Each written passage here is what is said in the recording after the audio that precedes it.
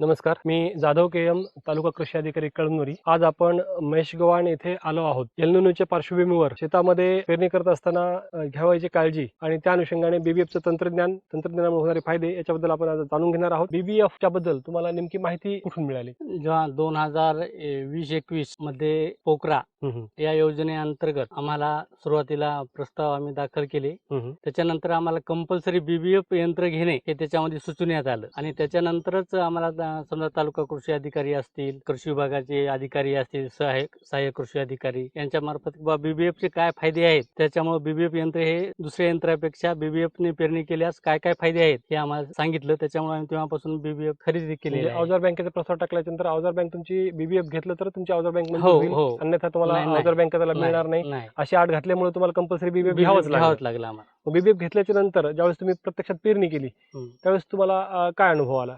आम्हाला अनुभव असा आला की सुरुवातीत सगळ्यात महत्वाचं म्हणजे अगोदर बियाणं सगळ्यात कमी लागलं. त्याच्यामध्ये 20 ते 22 किलो बियाणं लागते आणि आपल्या दुसऱ्या पेरणी यंत्रानं जर पेरलं तर आपल्याला जवळपास 30 ते 35 किलो आपण पेरतो. तर यांना बियाणाच्या सगळ्यात अगोदर याला बियाणाची बचत हा फायदा झाला आणि त्याच्यानंतर जे त्याची आंतरमशागत असेल, जशी की फवारणी असेल, सोपी गेली आम्हाला आणि पिकाला पण हवा खेळती राहिल्यामुळं, अन्नद्रव्य त्याला व्यवस्थितशीर मिळाल्यामुळं आम्हाला आमच्या उत्पन्नात फायदा झाला. म्हणजे झाडांची दाटी झाली नाही, झाडांची संख्या लिमिटेड राहिली, सूर्यप्रकाश व्यवस्थित मिळाला, हवा खेळती राहिली.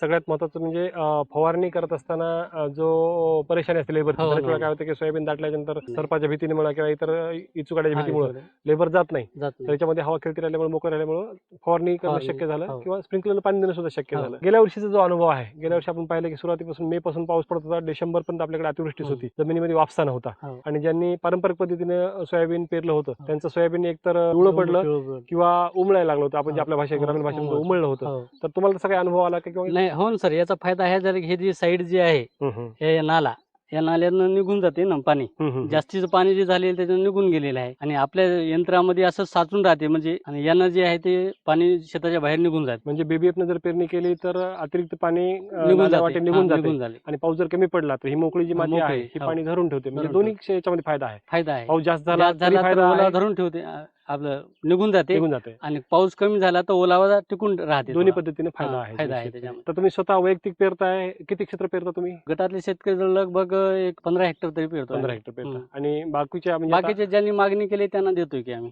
तुम्ही जे पेरलेलं आहे ते पाहून शेतकरी याच्याकडे वळतायत ना सर. सुरुवातीला नाही, सुरुवातीला खूप प्रतिसाद कमी होता, पण आता जसं जसं त्याचा फायदा दिसतोय तसा ते आता वाढत चाललेले आहे. बरं, आता हे दोन्ही सीझन मध्ये असेल, खरीप मध्ये तुम्ही सोयाबीन घेता, रब्बी मध्ये हरभरा पण घेतो त्याच्यामध्ये. म्हणजे फायदा निश्चित आहे. निश्चित आहे. टेक्नॉलॉजी चांगली आहे. शेतकऱ्यापर्यंत पोहोचायला थोडा वेळ लागेल. एकदा कसं आपण अनुभव जोपर्यंत शेतकरी स्वतःच्या डोळ्याने पाहत नाही तोपर्यंत स्वीकारत नाही आणि बऱ्याच वेळा शेतकऱ्याला सांगितल्याच्या नंतर ते पटतं. कृषी विद्यापीठातील वैज्ञानिक असो किंवा केमिकलचे सायंटिस्ट असो, यांनी सांगितल्याच्या नंतर लोक ऐकतात, परंतु जो शेतकऱ्याला सांगतो बाबा मी हे केलेलं आहे, माझ्याकडे असा अनुभव आलेला आहे, तू करून पहा, तर ते शेतकऱ्यांना पटतं आणि त्याची अंमलबजावणी तात्काळ होते. तुमचे जे पण मुलाखत घेण्यामागचा हाच उद्देश आहे की शेतकऱ्याचं मत शेतकऱ्यापर्यंत गेलं पाहिजे किंवा ह्या हृदयाची त्या हृदयापर्यंत पोहोचलं पाहिजे. आता हे बीबीएफचे फायदे आपण जाणून घेतले, परंतु प्रत्यक्ष हे यंत्र काम कसं करतं, याच्या सेटिंग कशी करायची, अंतर कसं ठेवता? 2 तास 15 सेंटीमीटर आहे, हे 1 तास आणि हे 1 तास. आणि जे बियाणं जे आहे हे वर आहे, समोरचं जे आहे ते बियाण्याचं आहे आणि पाठीमागचं जे खोल जाणार आहे.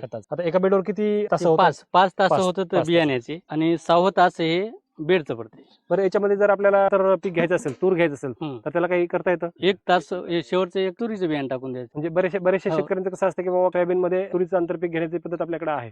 याला वेगळे वेगळे खाणे आहेत ना, त्याच्यामुळे तुरीचं अंतर याच्यामध्ये करता येतं. बियाणं किती पडतं? 20 किलो. 20 पेक्षा कमी बियाणं होऊ शकतं? होते ना सर, 16 किलो होते. 16 किलो करता येत. तर आपल्याकडे जे मॅन्युअली टोकन यंत्र जे आहेत त्याचा शेतकऱ्याशी चर्चा केल्यानंतर असं लक्षात आलं की साधारण 12 ते 13 किलो बियाणं पडतं आणि एका किलोला 1 क्विंटलचं उत्पन्न आपल्याकडे शेतकरी काढतायत. म्हणजे 13 किलो बियाणं पडलं तर 13 क्विंटल उत्पन्न, 12 किलो जर बियाणं पडलं तर 12 क्विंटलचं उत्पन्न येत आहे. पारंपरिक यंत्र आणि बीबीएफ मध्ये आम्हाला लगभग 4 क्विंटलचा ॲव्हरेज जास्त आहे. बीबीएफ मध्ये पारंपरिक पद्धतीने आपल्याकडे किती होतं? 8 क्विंटल.